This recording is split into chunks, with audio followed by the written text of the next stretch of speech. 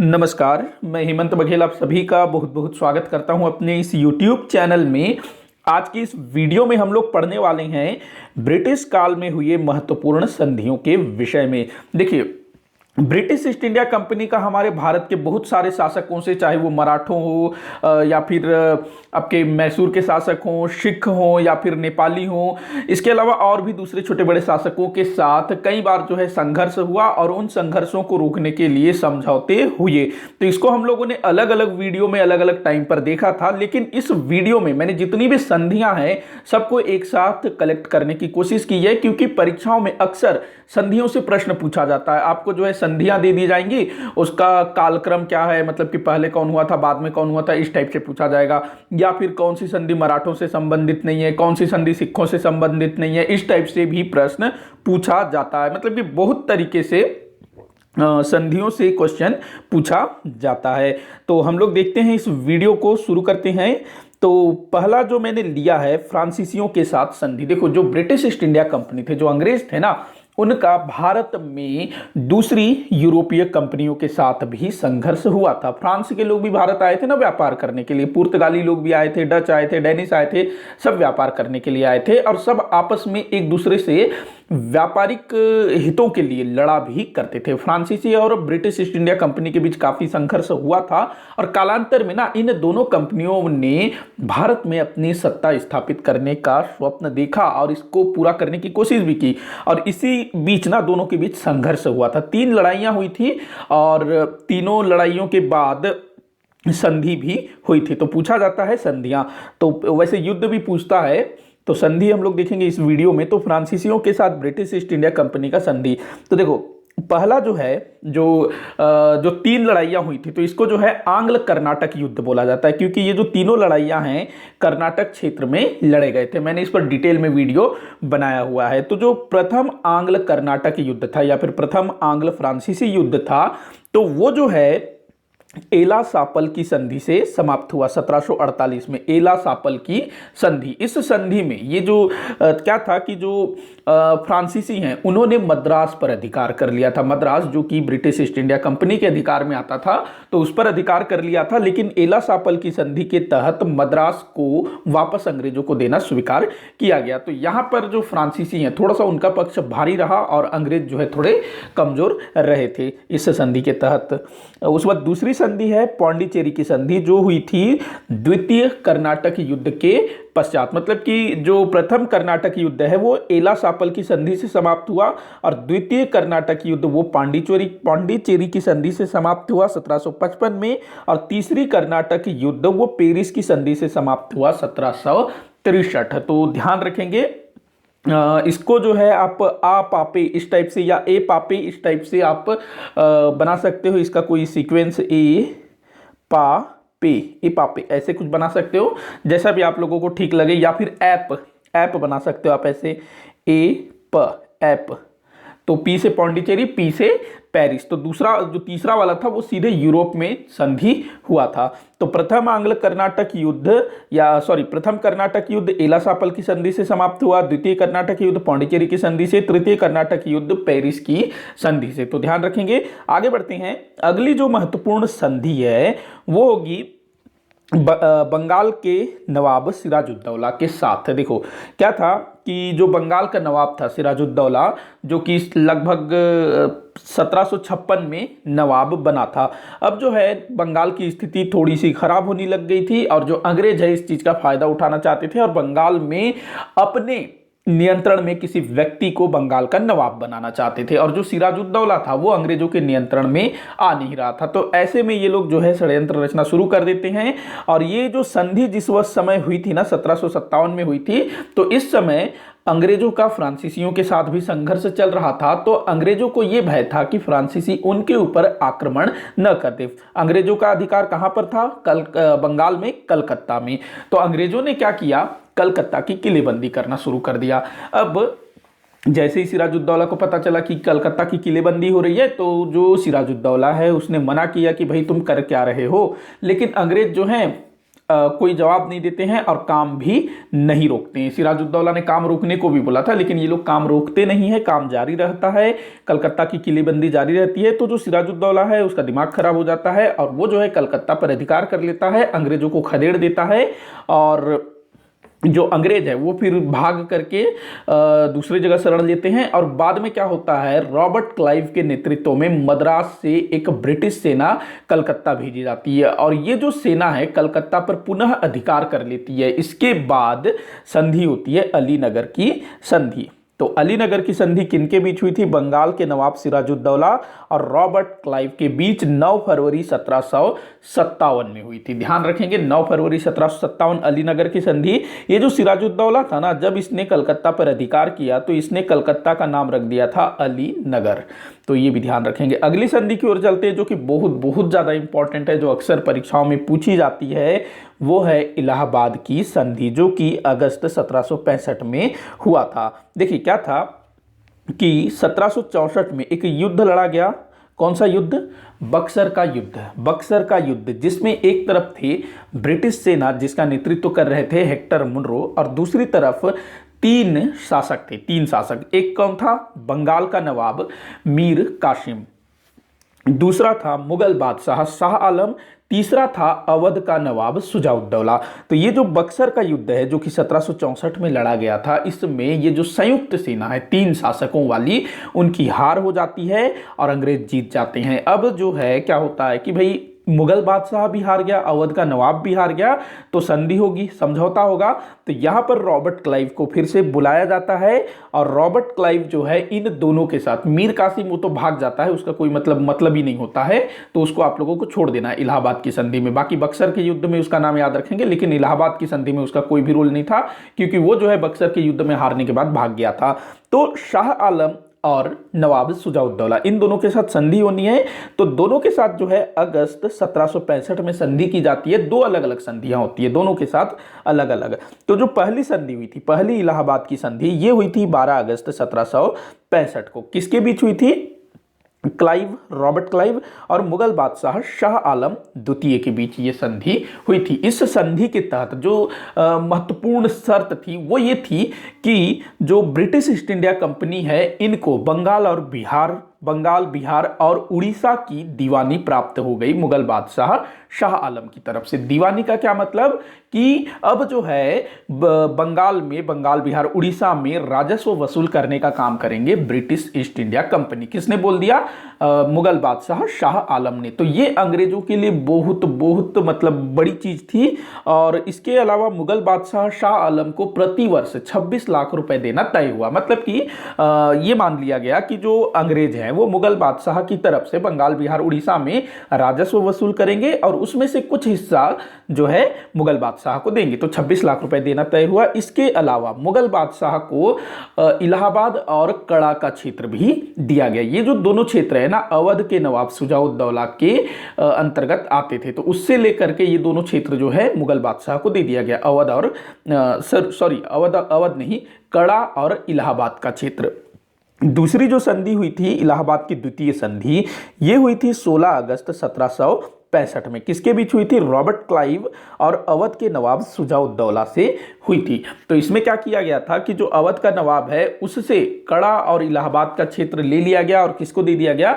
मुगल बादशाह शाह आलम को। और जो अवध का नवाब था उसको अवध का शासक मान लिया गया था। तो ये दोनों चीजें आप लोग ध्यान रखेंगे, बहुत बार पूछा गया है। इलाहाबाद की संधि प्रमुख शर्तें क्या है, इस पर भी मैंने डिटेल में वीडियो बनाया हुआ है। अब हम लोग बात करते हैं ब्रिटिश ईस्ट इंडिया कंपनी का मैसूर के साथ संधि। तो देखो, ब्रिटिश ईस्ट इंडिया कंपनी अर्थात अंग्रेजों का ना मैसूर के शासकों के साथ भी बहुत ज्यादा संघर्ष हुआ था। और ऐसा कहा जाता है कि मैसूर के शासक, चाहे वो हैदर अली हो चाहे वो टीपू सुल्तान हो, इन्होंने भारत में सबसे ज्यादा अंग्रेजों का विरोध किया। अगर कभी प्रश्न पूछा जाए ना कि भारत में अंग्रेजों का विरोध सबसे ज्यादा किसने किया, तो वो थे हैदर अली और टीपू सुल्तान, दोनों पिता पुत्र। तो देख लेते हैं। तो 4 लड़ाइयां हुई थी अंग्रेजों और मैसूर के बीच, जिनको प्रथम आंग्ल मैसूर युद्ध, द्वितीय आंग्ल मैसूर युद्ध के नाम से जाना जाता है। तो जो प्रथम आंग्ल मैसूर युद्ध लड़ा गया था, जो कि 1767 से 1769 तक, इस समय मैसूर का शासक था हैदर अली और इधर अगर हम लोग बात करें ब्रिटिश ईस्ट इंडिया कंपनी की स्थिति, तो इस समय बंगाल में गवर्नर हुआ करता था जो कि वेरेलस्ट था, वेरेलस्ट। तो ये उतना तो पूछा नहीं जाता है, बाकी आपको गवर्नर जनरल पूछा जाएगा, क्योंकि जो बंगाल का गवर्नर था ना 1767-69 की स्थिति में उसका क्या कहेंगे, दक्षिण में कोई हस्तक्षेप नहीं था, वो बंगाल तक ही सीमित था। तो हैदर अली और ब्रिटिश ईस्ट इंडिया कंपनी के मध्य प्रथम आंग्ल मैसूर युद्ध लड़ा गया और इस युद्ध में क्या हुआ, हैदर अली अंग्रेजों को खदेड़ता हुआ मद्रास तक पहुंच गया और अंग्रेज जो है डर गए कि भाई ये जो है मद्रास पर कब्जा न कर ले। तो अंग्रेजों ने हैदर अली की शर्तों पर मद्रास में संधि का प्रस्ताव रखा, संधि करना स्वीकार किया। कहां हुआ था ये संधि, तो मद्रास में, तो इसको बोला जाता है मद्रास की संधि। तो प्रथम आंग्ल मैसूर युद्ध किस संधि से समाप्त हुआ, मद्रास की संधि से। ध्यान रखेंगे इसमें हैदर अली जीत गया था और अंग्रेज जो है झुक गए थे। तो ये जो मैसूर है ना, मतलब कि आंग्ल मैसूर युद्ध, तो इसका ये बहुत पूछा जाता है जोड़ी मिलाओ के रूप में। एक तरफ आपको चारों युद्ध दे देंगे, दूसरे तरफ जो है आपको संधि दे दिया जाएगा और जोड़ी मिलाओ इस टाइप से। तो प्रथम आंग्ल मैसूर युद्ध जो है मद्रास की संधि से समाप्त हुआ था, 1769 में ये संधि हुआ था। तो उसके बाद बात करते हैं द्वितीय आंग्ल मैसूर युद्ध के विषय में। तो द्वितीय आंग्ल मैसूर युद्ध जो कि लड़ा गया था 1780 से 84 के बीच लड़ा गया था, 1780 से 1784 तक लड़ा गया था द्वितीय आंग्ल मैसूर युद्ध। इस युद्ध में हैदर अली की मृत्यु हो गई थी 1782 में, मतलब लड़ते हुए नहीं मारा गया था, ऐसे ही मर गया था। उसके बाद उसकी मृत्यु के पश्चात उसके पुत्र टीपू सुल्तान ने युद्ध जारी रखा था। तो ये जो युद्ध है 1784 में समाप्त होता है किस संधि से, मंगलौर की संधि से। तो मंगलौर की संधि किनके मध्य हुई थी, टीपू सुल्तान और इस समय बंगाल के गवर्नर जनरल थे वॉरेन हेस्टिंग्स। और इस समय तक ना जो बंगाल का गवर्नर जनरल है वो मद्रास, मतलब कि दक्षिण, इसके अलावा बंबई, इस तरफ भी हस्तक्षेप इसका जो है हो गया था, मतलब इसको अधिकार दे दिया था। तो मतलब कि मद्रास और बंबई जो है इसके नियंत्रण में आता था इस समय तक। तो टीपू सुल्तान और वॉरेन हेस्टिंग्स के साथ मंगलौर की संधि होती है, जिससे द्वितीय आंग्ल मैसूर युद्ध समाप्त हो जाता है। इसके बाद हम लोग बात करते हैं तृतीय आंग्ल मैसूर युद्ध की, जो कि श्रीरंगपट्टनम की संधि से समाप्त हुआ था, 1792 में यह संधि हुई थी। तो देखो तृतीय आंग्ल मैसूर युद्ध ये कब से कब तक हुआ था, तो 1790 से 92 के बीच ये युद्ध लड़ा गया था और इस युद्ध में टीपू सुल्तान की बुरी तरह से हार होती है। तो इस संधि में, श्रीरंगपट्टनम की संधि, तो एक तरफ टीपू सुल्तान थे और इस समय बंगाल का जो गवर्नर जनरल था वो था लॉर्ड कॉर्नवालिस। तो ये भी पूछा जाता है कि किस संधि के समय में गवर्नर जनरल कौन था, तो ध्यान रखेंगे, बहुत बहुत इंपॉर्टेंट टॉपिक है ये। तो श्रीरंगपट्टनम की संधि तृतीय आंग्ल मैसूर युद्ध से संबंधित है, जो कि 1792 में हुआ था टीपू सुल्तान और कॉर्नवालिस के बीच। उसके बाद चतुर्थ आंग्ल मैसूर युद्ध जो कि 1799 में हुआ था, और ये जो है चतुर्थ आंग्ल मैसूर युद्ध ये जो है इसमें टीपू सुल्तान की डेथ हो जाती है। इस समय बंगाल का गवर्नर जनरल कौन था, तो लॉर्ड वेलेजली। तो लॉर्ड वेलेजली ने टीपू सुल्तान पर आक्रमण कर दिया और टीपू सुल्तान अपनी राजधानी श्रीरंगपट्टनम की रक्षा करते हुए वीर गति को प्राप्त हो जाता है और इसके मृत्यु के पश्चात एक संधि की जाती है जिसको नाम दिया गया सहायक संधि। देखो जो लॉर्ड वेलेजली था ना, इसने भारत में सहायक संधि की नीति को क्रियान्वित किया था। वो जो है दूसरे राज्यों को बाध्य करता था कि भाई हमारे साथ सहायक संधि की नीति करो, हमारी सेना तुम्हारे यहाँ रहेगी, तुम्हारी रक्षा करेगी, तुम्हारे जो विदेश मामले हैं वो लोग हम देखेंगे, तुम टेंशन फ्री होके अपने आंतरिक मामले संभालो, बाकी सब चीज हम लोग देखेंगे, इस टाइप से बोला जाता था सहायक संधि में। तो टीपू सुल्तान भाई वो तो सहायक संधि करता नहीं। तो जब टीपू सुल्तान की डेथ हो जाती है 1799 में, तो वहां पर क्या होता है, टीपू सुल्तान के पिता ने जिससे राज्य छीना था वाडियार वंश से, तो वाडियार वंश के एक बालक कृष्णा राव, उसको जो है मैसूर का शासक बना दिया जाता है और उसके साथ की जाती है सहायक संधि। तो ये चीज भी आप लोग याद रखेंगे। सहायक संधि कहाँ हुई थी, किस स्थान पर हुई थी, तो ये श्रीरंगपट्टनम में हुई थी, ध्यान रखिएगा ये भी चीज। तो इस समय लॉर्ड वेलेजली, तो ये चारों आप लोग ध्यान रखेंगे। इसका क्रम देखिए, मद्रास की संधि, मंगलौर की संधि, श्रीरंगपट्टनम की संधि और चौथा श्रीरंगपट्टनम में सहायक संधि। तो आगे बढ़ते हैं हम लोग अब अगला है बनारस की संधि। बनारस की संधि ये हुआ था 1773 में और इस समय बंगाल का गवर्नर जनरल था लॉर्ड वॉरेन हेस्टिंग्स। ये जो बनारस की संधि है किसके बीच हुआ था, तो अवध के नवाब शुजाउद्दौला और वॉरेन हेस्टिंग्स के बीच। इस संधि की जो प्रमुख शर्त थी वो क्या थी, मैंने बताया था इलाहाबाद की संधि में कि अवध के नवाब से कड़ा और इलाहाबाद का क्षेत्र लेकर के उसको किसको दे दिया जाता है, मुगल बादशाह शाह आलम को। तो 1773 के बनारस के संधि के तहत क्या होता है कि मुगल बादशाह से कड़ा और इलाहाबाद का क्षेत्र वापस ले लिया जाता है और अवध के नवाब शुजाउद्दौला को 50 लाख रुपए के बदले ये दो क्षेत्र वापस दे दिए जाते हैं। देखो इसी का क्षेत्र था अवध और इलाहाबाद जो कि मुगल बादशाह को दे दिया गया था। अब जो है 1773 में मुगल बादशाह से वापस लिया गया और शुजाउद्दौला को बोला कि भाई 50 लाख रुपया दो और तुम अपना क्षेत्र ले लो, तो ये दे देता है। तो ये थी बनारस की संधि। इसके बाद हम लोग बात करते हैं आंग्ल मराठा संधियों के विषय में। देखो अंग्रेजों और मराठों के बीच ना 3 लड़ाइयां लड़ी गई थी और इन तीनों लड़ाइयों में बहुत सारी संधियां हुई थी। तो अक्सर जो है प्रश्न पूछा जाता है कि कौन सी संधि प्रथम आंग्ल मराठा युद्ध से संबंधित है, कौन सी संधि द्वितीय आंग्ल मराठा युद्ध से संबंधित है। तो आप लोग जो है अलग अलग याद रखेंगे। तो मैंने इसमें अलग अलग जो है सबको डिवाइड कर रखा है कि प्रथम आंग्ल मराठा युद्ध में कौन कौन सी संधियां हुई थी, तो आप लोगों को आसानी हो जाएगी। तो देखते हैं हम लोग प्रथम आंग्ल मराठा युद्ध में हुए संधियों के विषय में। तो जो प्रथम आंग्ल मराठा युद्ध है वो 1775 से 1782 तक चला था। इस समय जो मराठा पेशवा थे वो थे नारायण राव माधवराव द्वितीय। तो कई बार पूछा गया है प्रथम आंग्ल मराठा युद्ध के समय में कौन थे पेशवा, तो माधवराव नारायण राव द्वितीय ये थे। और गवर्नर जनरल कौन थे, तो वॉरेन हेस्टिंग्स ये जो है गवर्नर जनरल थे, कहाँ के, बंगाल के। तो कौन कौन सी संधियां हुई थी देख लेते हैं। तो जो प्रथम आंग्ल मराठा युद्ध है इससे संबंधित जो पहली संधि है जो कि युद्ध का कारण भी बना था वो थी सूरत की संधि। देखिए क्या था कि 1775 में रघुनाथ राव जो कि राघोबा के नाम से भी जाना जाता था, ये खुद पेशवा बनना चाहता था। लेकिन पेशवा का जो मतलब कि ये खुद पेशवा बनना चाहता था राघोबा, लेकिन असल में जो पेशवा का पद दिया गया वो था माधवराव नारायण राव द्वितीय, क्योंकि इसके पिता की हत्या कर दी थी किसने, राघोबा ने। और कायदे से देखिए तो माधवराव नारायण राव इसी को ही उत्तराधिकारी होना था, लेकिन जो राघोबा था ये खुद पेशवा बनना चाहता था। और ये क्या करता है, अंग्रेजों की शरण में चला जाता है, अंग्रेजों की हेल्प लेता है और 1775 में सूरत की संधि करता है। 1775 में अंग्रेजों के साथ सूरत की संधि करता है। कहाँ के अंग्रेज, बंबई के अंग्रेज। बंबई चला गया था, ये बोला कि भाई मेरी हेल्प करो, मुझको पेशवा बनना है। तो अंग्रेज बोलते हैं ठीक है भाई हम तुम्हारी हेल्प करेंगे, तो लेकिन हमको क्या मिलेगा, इस टाइप से वो लोग बोलते होंगे। तो दोनों के बीच संधि होती है, कौन सी संधि, सूरत की संधि, जिसके तहत अंग्रेज रघुनाथ राव को कुछ सैनिक देना स्वीकार करते हैं। हालांकि उसका खर्च जो है रघुनाथ राव को ही उठाना था। तो ये सूरत की संधि और इसी से जो है प्रथम आंग्ल मराठा युद्ध शुरू हो जाता है, क्योंकि जो रघुनाथ राव था वो फिर अंग्रेजी सेना लेकर के पेशवा के ऊपर अटैक कर देता है। इसके बाद दूसरी संधि है प्रथम आंग्ल मराठा युद्ध से संबंधित पुरंदर की संधि। देखो एक पुरंदर की संधि बड़ा फेमस है, जो कब हुआ था, 1665 में।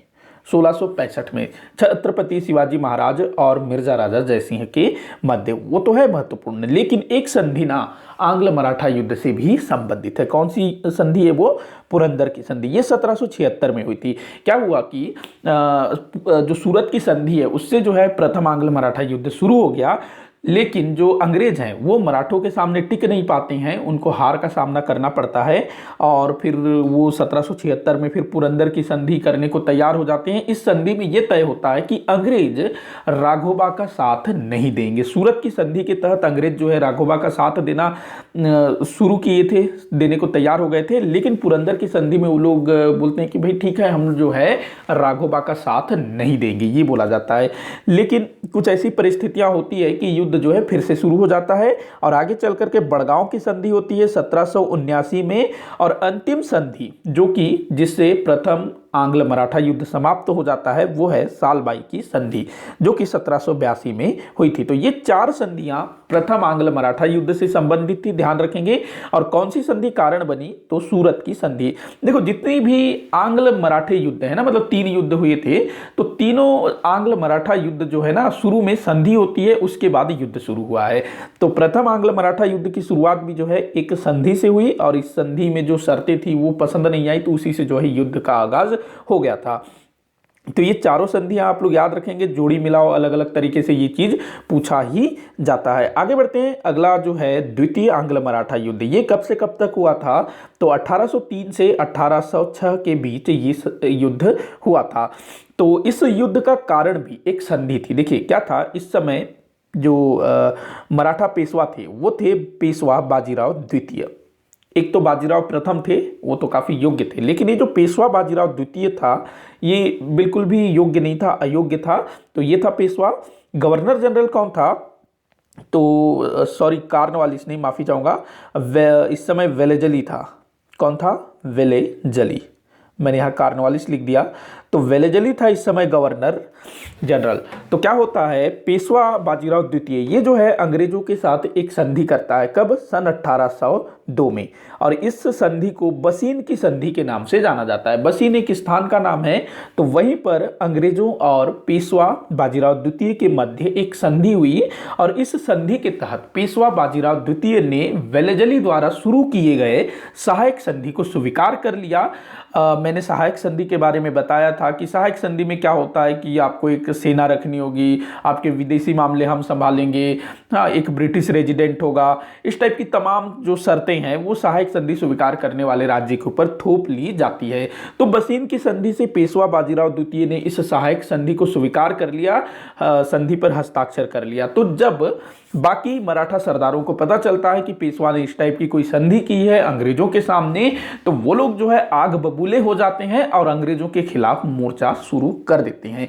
तो बसीन की संधि द्वितीय आंग्ल मराठा युद्ध का कारण बना। अब देखते हैं द्वितीय आंग्ल मराठा युद्ध जब शुरू हुआ, जो कि 3 साल चला, 1803 से 1806 के बीच, तो कौन कौन सी संधियां हुई। सबसे पहली संधि, वैसे आपको बसीन की संधि भी याद रखना है, लेकिन बसीन की संधि कारण थी और आंग्ल मराठा युद्ध के समय में नहीं हुई थी, क्योंकि 1803 से शुरू हुआ था ना, लेकिन ये जो संधि हुई थी 1802 में, लेकिन ये द्वितीय आंग्ल मराठा युद्ध से ही संबंधित है। देखते हैं संधियां। तो पहला है देवगांव की संधि। देवगांव की संधि हुई थी 17 दिसंबर 1803 में भोसले के साथ। देखो क्या होता है ना, जब जो प्रथम आंग्ल मराठा युद्ध था उसमें तो मराठों की स्थिति अच्छी थी, क्योंकि उस समय नाना फडणवीस और एक क्या नाम है, मुझे उनका नाम याद नहीं आ रहा है, तो काफ़ी अच्छे अच्छे मराठा सरदार थे। तो वो जो है उस समय मराठों को एकजुट करके रखे हुए थे। उस कारण से प्रथम आंग्ल मराठा युद्ध में अंग्रेजों को बहुत ज़्यादा क्षति होती है। लेकिन द्वितीय आंग्ल मराठा युद्ध के समय में देखो, जो पेशवा है वही कमज़ोर है, तो ऐसे में मराठों की हार होनी निश्चित ही थी। तो यहाँ क्या होता है, जितने भी मराठा सरदार हैं, चाहे वो होलकर हो, चाहे वो भोसले हो, सिंधिया हो, सबके सब अंग्रेजों के सामने हारते चले जाते हैं। तो देवगांव की संधि होती है भोसले के साथ। भोसले नागपुर का शासक था, तो इसने 17 दिसंबर 1803 में ब्रिटिश ईस्ट इंडिया कंपनी के साथ संधि करना स्वीकार कर लिया। तो देवगांव की संधि याद रखेंगे, बड़ा इंपॉर्टेंट है। दूसरा है सुरजी अर्जन गांव की संधि। सुरजी अर्जन गांव की संधि जो कि ग्वालियर के सिंधिया ने 30 दिसंबर 1803 में स्वीकार की थी। उसके बाद तीसरा है बुरहानपुर की संधि। ये 1804 में हुआ था, किसके बीच, सिंधिया और अंग्रेजों के बीच। चौथा है राजपुर घाट की संधि, जो कि 26 दिसंबर 1806, ये 1806 है, ये बीच में 7 आ गया, माफ़ी चाहूँगा। तो राजपुर घाट की संधि 25 दिसंबर 1806 को 1806 नहीं, 1805 होना है ये, हाँ 1805, माफ़ी चाहूँगा। तो राजपुर घाट की संधि जो है 25 दिसंबर 1805 को होलकर और अंग्रेजों के बीच हुई थी। तो ये 4 संधियां, टोटल 5 बसीन की संधि के साथ। तो आप लोग इसको याद रखिएगा, इसको जो है जोड़ी मिलाओ के रूप में पूछा जाता है। मतलब कि एक तरफ जो है ये संधियां दे देगा दूसरी तरफ आपको जो है टाइम भी दे देगा, या फिर आप लोगों को ये दे देगा भोसले, सिंधिया, होलकर की किन के बीच हुआ था ये। बाकी इधर तो दूसरी तरफ तो अंग्रेज थे, बाकी आपको मराठा सरदार याद रखना है। आगे बढ़ते हैं, अब बात करते हैं तृतीय आंग्ल मराठा युद्ध के समय हुए प्रमुख संधियों के विषय में। तृतीय आंग्ल मराठा युद्ध जो कि 1817 से 1818 के बीच हुआ था, तो इस समय जो पेशवा थे वो थे बाजीराव द्वितीय, वही द्वितीय आंग्ल मराठा युद्ध वाले, और इस समय बंगाल का गवर्नर जनरल था लॉर्ड हेस्टिंग्स। तो क्या हुआ था देख लेते हैं। देखो इसमें जो संधियां हैं, सीधे संधि की बात कर लेते हैं। नागपुर की संधि होती है 17 मई 1716 को, जब युद्ध शुरू नहीं हुआ था उसके एक साल पहले। किसके साथ? अंग्रेजों और भोसले के बीच। हालांकि ये संधि 17 मई 1716 को हुआ था, लेकिन इस संधि की शर्तों को भोसले द्वारा 1717 में स्वीकार किया गया। उसके बाद अगली जो संधि जो काफी इंपॉर्टेंट है, पूना की संधि। पूना की संधि ये हुई थी जून 1817 में। किसके बीच? पेशवा बाजीराव द्वितीय और अंग्रेजों के बीच। इस संधि की जो सबसे प्रमुख शर्त थी, जो अक्सर परीक्षाओं में पूछा जाता है, वो ये थी कि पेशवा बाजीराव द्वितीय ने मराठा संघ की अध्यक्षता त्याग दी और जो पेशवा का पद है उसको समाप्त कर दिया गया। ध्यान रखेंगे। और एक और चीज है कि तृतीय आंग्ल मराठा युद्ध, मतलब अभी जो है युद्ध समाप्त नहीं हुआ है, अभी युद्ध होना और बाकी है। जब युद्ध होगा फिर पेशवा जो है अंग्रेजों से हारेगा, उसके बाद ना पेशवा को दक्कन से ही हटा दिया जाता है, महाराष्ट्र से ही हटा दिया जाता है, उसको जो है कानपुर के निकट बिट्ठूर भेज दिया जाता है। लेकिन ये जो संधि हुई थी ना, इसमें पेशवा ने मराठा संघ की अध्यक्षता को त्याग दिया था। ये जो संधियां है ना, युद्ध शुरू होने से पहले हुई थी। जैसा मैंने शुरू में बताया ना कि जो आंग्ल मराठा युद्ध है उसकी शुरुआत संधियों से ही हुई है। तो ये तीनों संधि ये जो संधियां होती है उसके बाद युद्ध होता है। तो जून 1817 में पेशवा ने मराठा संघ की अध्यक्षता त्याग दी। किस संधि के तहत? पूना की संधि के तहत। इसके बाद ग्वालियर की संधि, ग्वालियर मतलब सिंधिया। 5 नवंबर 1817 को सिंधिया और अंग्रेजों के बीच ग्वालियर की संधि होती है। और इस संधि में ना जो सिंधिया है वो ये स्वीकार करता है कि वो जो है पिंडारियों के विरुद्ध अंग्रेजों का साथ देगा और तमाम तरह की शर्तें ये स्वीकार कर लेता है कि ये अपनी सेना को नहीं बढ़ाएगा, अंग्रेजों का राजभक्त बना रहेगा। तो ये सारी शर्तों को स्वीकार कर लेता है सिंधिया।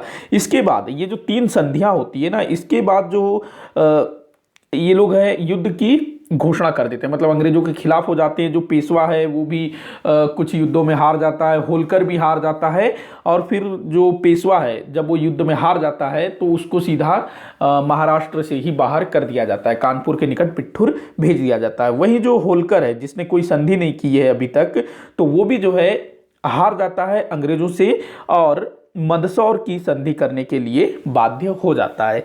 जनवरी 1818 में होलकर ने मंदसौर की संधि की।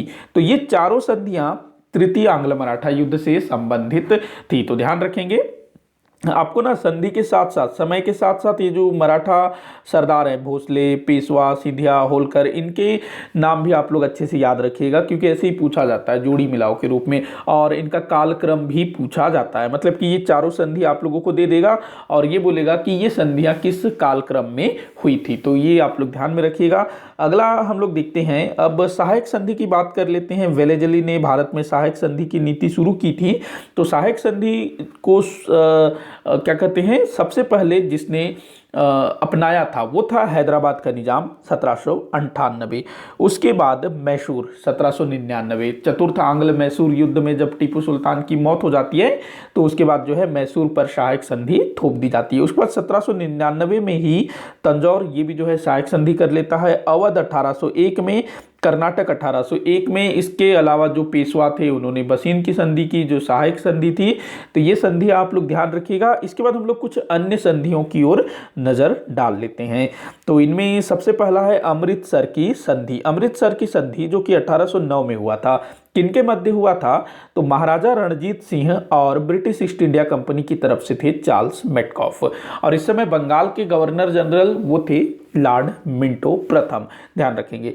तो ये जो अमृतसर की संधि है ना, इस संधि के तहत महाराजा रणजीत सिंह और जो ब्रिटिश ईस्ट इंडिया कंपनी है, इन दोनों ने सतलज नदी को अपने राज्यों के बीच की सीमा स्वीकार कर ली। तो ये बहुत बार पूछा गया है। उसके बाद अगली संधि है सगौली की संधि। सगौली की संधि, ये संधि भी कई बार पूछी जा चुकी है। ये हुई थी 1814 में, सॉरी ये 1814 में नहीं हुआ था, 1816 में हुआ था। 1816 में हुआ था सगौली की संधि। किनके मध्य हुआ था? तो गोरखा और अंग्रेजों के बीच। इस समय जो गवर्नर जनरल थे वो थे लॉर्ड हेस्टिंग्स। गोरखा मतलब नेपाली, नेपाल के साथ युद्ध हुआ था अंग्रेजों का। कब से? 1814 से 1816 के बीच। और इसमें जो है गोरखा अंग्रेजों के सामने झुक जाते हैं और संधि कर लेते हैं, सगौली की संधि। इस समय नेपाल के शासक कौन थे? अमर सिंह थापा। अगली संधि हम लोग देखते हैं यान्डुब की संधि। यान्डुब, इसको ना यान्डबू भी लिखा जाता है, यान्डबू, ध्यान रखेंगे, यान्डबू अथवा यान्डुब की संधि, जो कि 24 फरवरी 1826 को हुई थी। किसके बीच हुई थी? बर्मा और ब्रिटिश ईस्ट इंडिया के गवर्नर जनरल लॉर्ड एमहर्स्ट के बीच। देखो, जो अंग्रेज हैं उनका बर्मा के साथ 3 बार लड़ाई हुई। जो पहली लड़ाई थी वो लॉर्ड एमहर्स्ट के टाइम पर हुई, दूसरी डलहौजी के समय हुई और तीसरी जो है डफरिन के टाइम पर हुई थी। मैंने इन तीनों आंग्ल बर्मा युद्ध के ऊपर डिटेल में वीडियो बनाया हुआ है, आप लोग देखिएगा। तो ये संधि आप लोग याद रखेंगे। और ये जो आंग्ल बर्मा युद्ध है ना, 3 आंग्ल बर्मा युद्ध, उसमें केवल और केवल एक ही संधि आप लोगों को याद रखनी है। यान्डुब की संधि कब हुई थी? 24 फरवरी 1826 में। गवर्नर जनरल कौन था? तो लॉर्ड एमहर्स्ट। तो बहुत इंपॉर्टेंट है, कई बार पूछा जा चुका है। इसके बाद 2 संधियां जो कि सिखों और अंग्रेजों के बीच हुई थी, तो कौन सी है? एक तो आपकी लाहौर की संधि। देखो क्या था कि सिख और अंग्रेजों के बीच 2 युद्ध लड़े गए थे, प्रथम आंग्ल सिख युद्ध और द्वितीय आंग्ल सिख युद्ध। इनमें से जो प्रथम आंग्ल सिख युद्ध है उससे संबंधित 2 संधियां जो अक्सर परीक्षाओं में पूछी जाती है। पहली है लाहौर की संधि जो कि 9 मार्च 1846 में हुई थी और दूसरी है भैरोवाल की संधि जो कि दिसंबर 1846 में हुई थी। इस समय गवर्नर जनरल कौन था? वो था लॉर्ड डलहौजी। तो इतनी चीजें आप लोग याद रखिएगा भारत में ब्रिटिश ईस्ट इंडिया कंपनी और भारतीय शासकों के मध्य हुए महत्वपूर्ण संधियों के विषय में। मेरे ख्याल से थोड़ा सा वीडियो जो है ज़्यादा लंबा हो गया। बाकी आप लोग मुझे कमेंट करके बताइएगा कि टॉपिक आप लोगों को कैसा लगा, और कहीं पर भी आपको कोई भी डाउट होता है तो आप लोग मुझे कमेंट बॉक्स में लिख सकते हैं, मैं उसको सॉल्व करने की कोशिश करूंगा। वीडियो को ज़्यादा से ज़्यादा शेयर करिएगा, लाइक करिएगा, चैनल को सब्सक्राइब करिएगा। वीडियो को आखिर तक देखने के लिए बहुत बहुत धन्यवाद।